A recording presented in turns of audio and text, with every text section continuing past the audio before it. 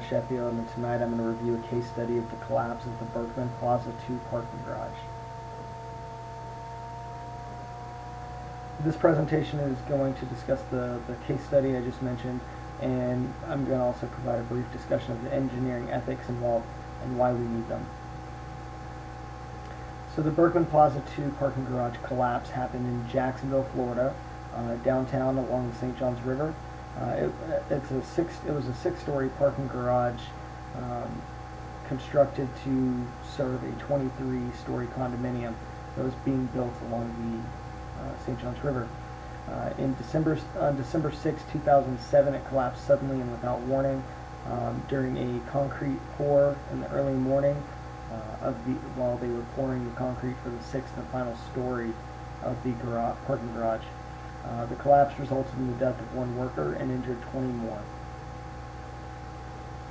As I mentioned, it was a six-story parking garage. It was largely a cast-in-place structure with simple reinforced concrete columns and cast-in-place reinforced and post-tension concrete beams and slabs. The structural engineer of record was named Sohio Rui. Then there were also multiple threshold inspectors, formwork designers and inspectors involved with the project. The general contractor was Kuwait Construction Company, and the concrete subcontractor was AA Pittman and Sons. Really, the cause of the collapse was a collection of tragically avoidable errors committed by as many as 6 companies, multiple engineers, and countless construction personnel during the process. After the collapse, both OSHA and the Florida Board of Professional Engineers conducted an investigation on the collapse. OSHA focused on the construction side of the project, whereas the Florida Board focused on the design professionals and engineering inspections. Here's another photo of the collapse shortly after it happened the next day. As you can see, it caused a lot of damage and safety concerns to the personnel on site. So from the construction side, the failure was caused by not adhering to the plans as they were drawn. The formwork plans called for the shoring and reshoring to extend all the way to the ground level, but just before the concrete pour that caused the collapse, for whatever reason, the shoring and reshoring was removed from below the third level. The shoring inspector did not ever check the plans, and nobody consulted with the professional engineer that had signed and sealed the plans. The OSHA director conducting the investigation pointed out that the employees and the contractors and their experience in this type of industry, they should have known better what the disaster that can happen when you don't follow the plans.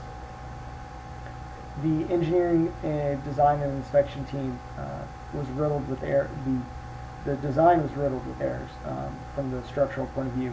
The beam design and shear stirrups were deficient.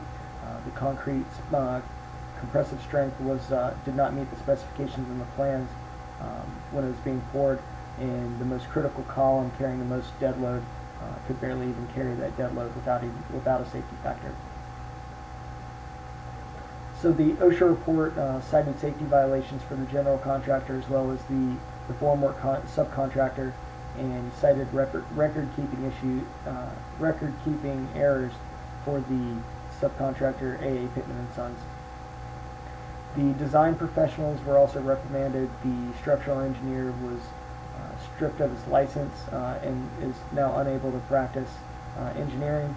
The threshold inspectors and formwork inspectors were also reprimanded and put on 1-year probation. Everyone was fined, and the inspectors were required to take ethics courses after the collapse. So a brief discussion of the ethics involved. Most of the time, the term ethics isn't even used. Misconduct or negligence is often used, and in any case, these can all have a huge impact on your professional license. In this case, an example of ethical misconduct was changing or not following the plans without consent of the designer. And largely we need ethics in order to conform to an acceptable engineering standard that safeguards the life, health, property, and welfare of the public. Thank you for your time, and if you have any questions, please let me know. Thank you for this semester. Appreciate it.